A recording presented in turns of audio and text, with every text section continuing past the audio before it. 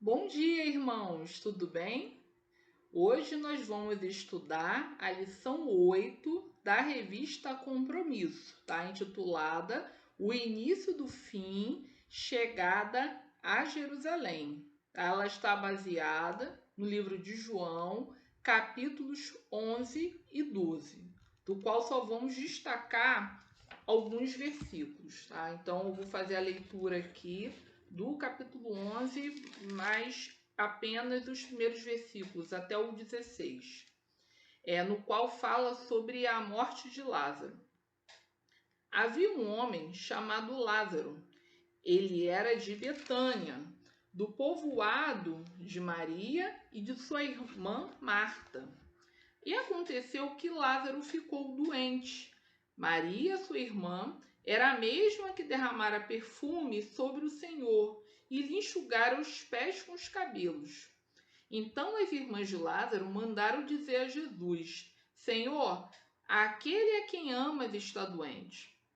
Ao ouvir isso, Jesus disse: Essa doença não acabará em morte, é para a glória de Deus, para que o Filho de Deus seja glorificado por meio dela. Jesus amava Marta e a irmã dela e Lázaro. No entanto, quando ouviu falar que Lázaro estava doente, ficou mais 2 dias onde estava. Depois disse aos seus discípulos: Vamos voltar para a Judéia. Esses disseram: Mestre, há pouco os judeus tentaram apedrejar-te e assim mesmo vais voltar para lá?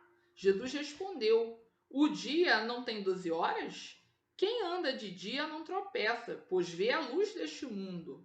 Quando anda de noite, tropeça, pois nele não há luz.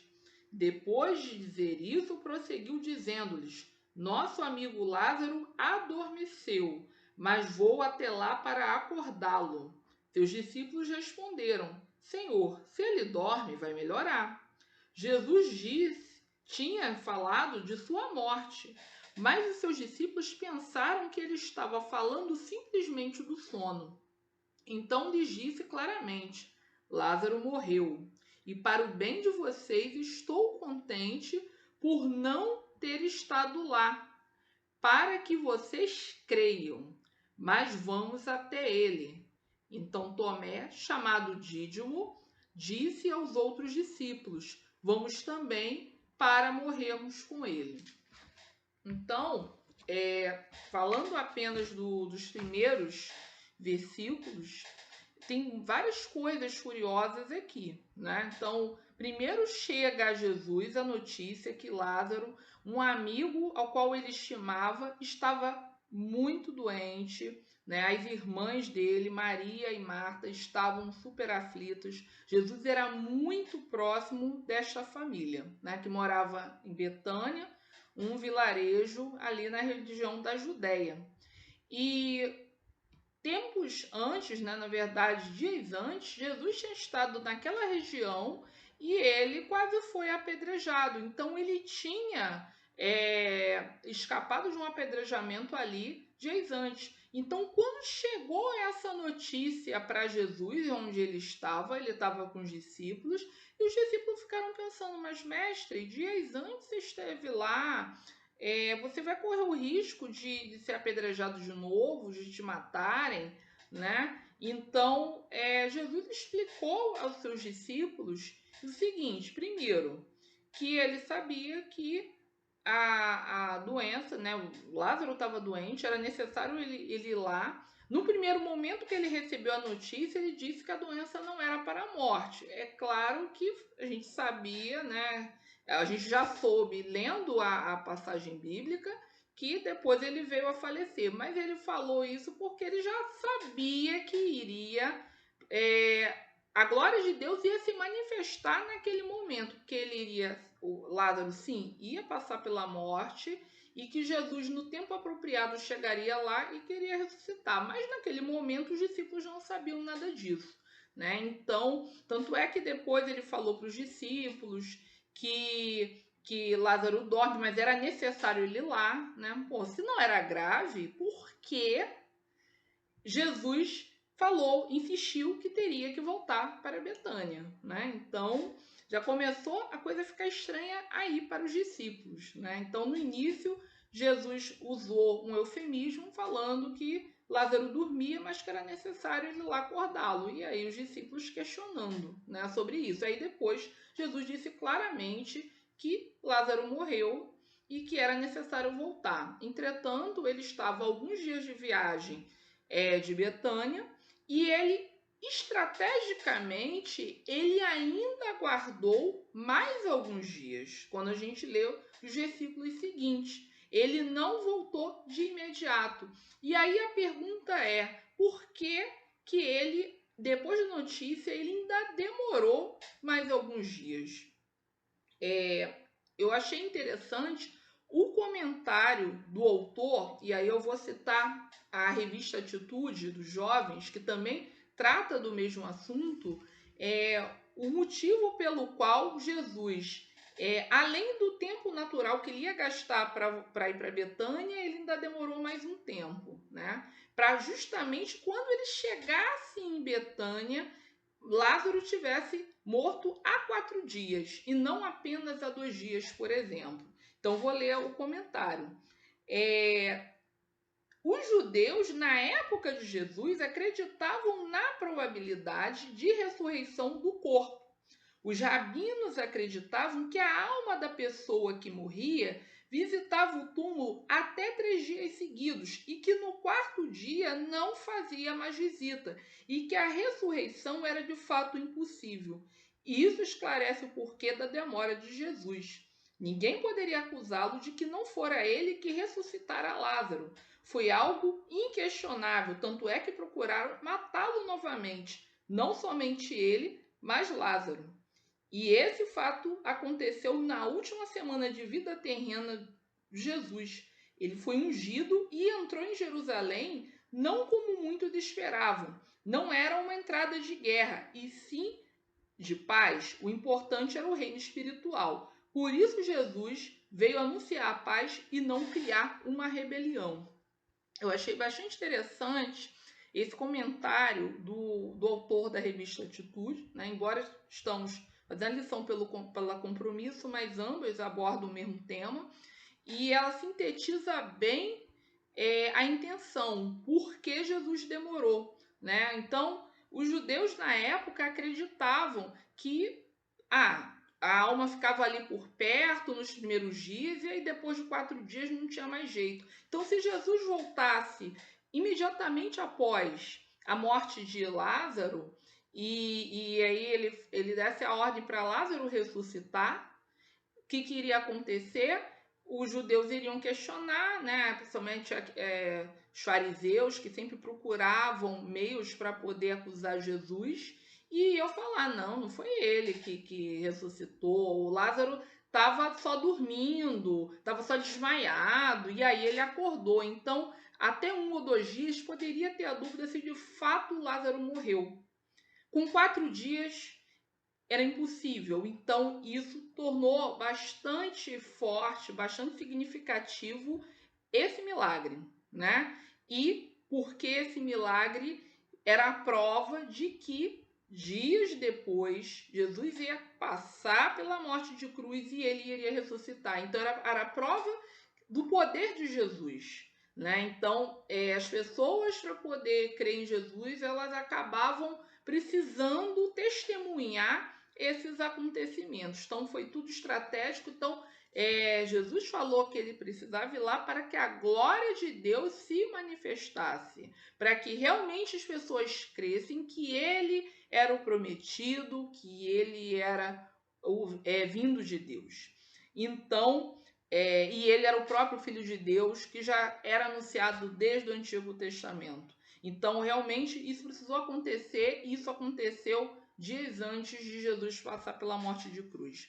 Então, chegando lá, né, a Marta desesperada, falando, mestre, se tivesse chegado alguns dias antes, né, ela cria em Jesus, ela cria que Jesus ele veio para salvar, mas ela acreditava assim, se Jesus viesse antes, o irmão dela nem teria morrido, né? Então lá triste, comentando sobre isso. E aí Jesus falou assim, não crês? Não crês que eu tenho o poder de ressurreição? Então ela cria, mas assim, ela ainda não estava esperando que mesmo o irmão tendo morrido 4 dias, que Jesus faria ressuscitá-lo. Então, tanto Maria quanto Marta tinham fé, mas assim, o 4 dias, né? Então, elas acreditavam na ressurreição, elas acreditavam que Lázaro ia ter a ressurreição espiritual, mas eles não acreditavam que ele ia ter a ressurreição física. E então Jesus foi lá e, é claro, a multidão estava toda chorando, né? Então a família de Lázaro, Maria e Marta recebiam, né? Era uma família de portas abertas que recebiam muitas visitas. Então, quando teve a morte de Lázaro, muitas pessoas foram chorar a morte de Lázaro ali. Então, eles caminharam para o sepulcro, para onde Lázaro estava enterrado. Jesus ordenou que a pedra fosse retirada para ver o que poderia ser feito. E nisso, né, que ele ordenou, ele viu o estado, né, o corpo já cheirava mal. Então, para os judeus, nada mais a fazer, mas Jesus, né, é o Filho de Deus, é o próprio Deus, e aí ele orou, né, ali diante da multidão, né, para que a glória de Deus se manifestasse. E aí depois a glória se manifestou quando ele falou: Lázaro, vem para fora. E Lázaro veio todo enrolado, né, em panos, que era a tradição. Hoje em dia, a pessoa quando morre, as pessoas colocam a melhor roupa que a pessoa usava, né, em vida, mas naquele tempo enrolava-se o morto em panos e amarrava-se braços e pernas, e Lázaro acordou e veio dessa forma. E aí o milagre aconteceu, né, para que a glória de Deus fosse manifestada.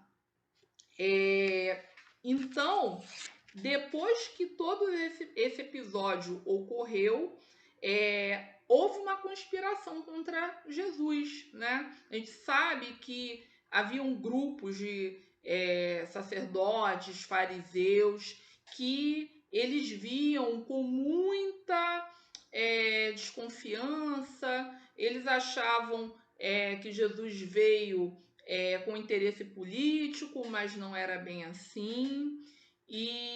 Mas mesmo assim, eles começaram a intentar novamente contra a morte de Jesus, porque achava que Jesus, pela visibilidade que tinha, né, com operar milagres no povo, as multidões indo, né, conhecer Jesus, ver as pregações de Jesus, achava que isso ia chamar a atenção do Império Romano. O Império Romano já tinha um controle da região e eles achavam que com isso o Império Romano ia tomar a região ali da Judéia de vez, né? E que eles, os sacerdotes, iriam perder os poderes que eles ainda tinham, alguma influência que eles ainda tinham. Então, essa questão realmente aumentou ainda mais o ódio que os fariseus tinham contra Jesus. Inclusive Caifás, o sumo sacerdote, né, um dos sumos sacerdotes daquele tempo, ele previu, ele profetizou a morte de Jesus, né, falando sobre que se for para morrer, é melhor que morra um do que a nação inteira, porque ele achava que se Jesus continuasse tendo a visibilidade que ele vinha tendo, que isso ia chamar a atenção do Império Romano. Então, por isso que eles ficaram arquitetando a morte de Jesus. No capítulo 12, Jesus volta a Betânia para saber como estava Lázaro, Marta e Maria. Já tinha passado o episódio da ressurreição de Lázaro, e como era uma família muito querida, Jesus gostaria de saber como eles estavam. Então ele se assentou à mesa, e nisso que ele estava se preparando para sentar à mesa para fazer a refeição com eles, Maria derramou um unguento feito de nardo puro. E aí eu pesquisei o que é o nardo. O nardo é uma planta originária do Nepal, China e Índia, cujo óleo essencial é usado como perfume ou para fins medicinais. O bálsamo de nardo é usado no tratamento de pele. Ele possui propriedades anti-inflamatórias, fungicidas e bacterianas, dentre outras aplicações. Então, quando Maria fez esse ato de molhar os pés de Jesus com um unguento, um bálsamo de nardo puro, que era um produto caríssimo, e depois ela enxugou os pés de Jesus com os próprios cabelos, no que havia por trás? Primeiro, uma atitude de carinho, reverência, cuidado, adoração. Segundo, ela estava sem saber, inconscientemente, ela estava preparando Jesus para o que viria a acontecer. Tanto é que quando Judas Iscariotes observa aquela cena e fala: nossa, mas ela está gastando, isso é muito caro, ela poderia vender esse produto e doar o dinheiro da venda para os pobres. É claro que Judas Iscariotes não era isso que passava no coração dele. A gente sabe bem que Judas Iscariotes, ele colocou isso como um pretexto, mas no fundo ele queria ganhar dinheiro em cima dessa compra. Então ele não tinha coração bom e a gente sabe, né? A gente já estudou e sabe bem disso. Então ele fez essa proposta para Jesus. Jesus sabia bem que andava no coração dele e Jesus respondeu: com os pobres vocês sempre estarão, mas comigo vocês não estarão o tempo todo. Então ele falou que a Maria fez isso. Tomou essa atitude já preparando o corpo dele para o que viria, né? Então, em poucos dias, ele seria crucificado. Então, ele já estava preparando para essa questão. E depois, uma outra passagem que eu destaco é que quando a multidão ficou sabendo de várias partes, né, da Judéia, ficou sabendo do milagre que Jesus tinha operado, mais um, né, de tantos outros milagres que Jesus tinha operado, mas era o primeiro milagre envolvendo a ressurreição, antes dele mesmo ressurgir, né, dias depois. Então, estava se aproximando a época da Páscoa, né, que é a época de vários festejos, e aí Jesus vai a Jerusalém, montado num jumentinho, né? Ele poderia vir numa carruagem, poderia vir como rei? Não. Ele é o nosso rei, mas ele mostrou humildade. Ele mostrou que ele veio em missão de paz. E aí ele veio montado num jumentinho de forma mais simples possível. E a população que estava admirada com o que aconteceu, tratou Jesus com carinho, saudou Jesus com folhas de palmeiras, então, com ramos de palmeiras. Então, isso, é claro, aumentou o ódio dos poderosos, né, da região e tudo mais. E mais ainda, não só os judeus, não todos os judeus, é claro, muitos judeus não creram, mas alguns creram, e vieram também estrangeiros. E a Bíblia relata no capítulo 12 de João, gregos. Então, Jesus aproveitou que esses estrangeiros chegaram, inclusive eles procuraram Filipe, que procuraram André, e aí intermediaram o contato com Jesus. E nisso, Jesus aproveitou, né, para falar da mensagem, da salvação, para falar que o momento dele de ser crucificado estava se aproximando, falar da angústia que seria passar por esse momento. Então, ele já preparou aquela população para o que iria vir. Ele já tinha anunciado naquele momento a sua morte, mas que isso era necessário para trazer vida. Então, embora triste, tenso, era necessário. Então, ele, em João, capítulo 12, versículos 23 e 24, ele diz assim: é chegada a hora de ser glorificado o Filho do Homem. Em verdade vos digo, que se o grão de trigo caindo na terra não morrer, fica ele só, mas se morrer, produz muito fruto.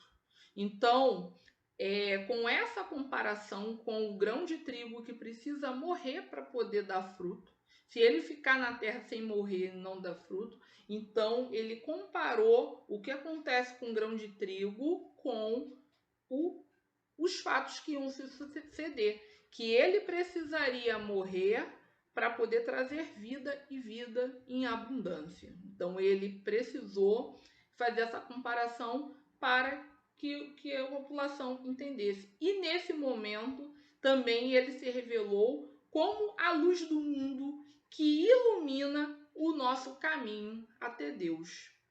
Então, a gente teve tantos episódios, né, em 2 capítulos de João. João, com uma riqueza de detalhes, né, descreveu esses momentos que antecediam a morte de Jesus.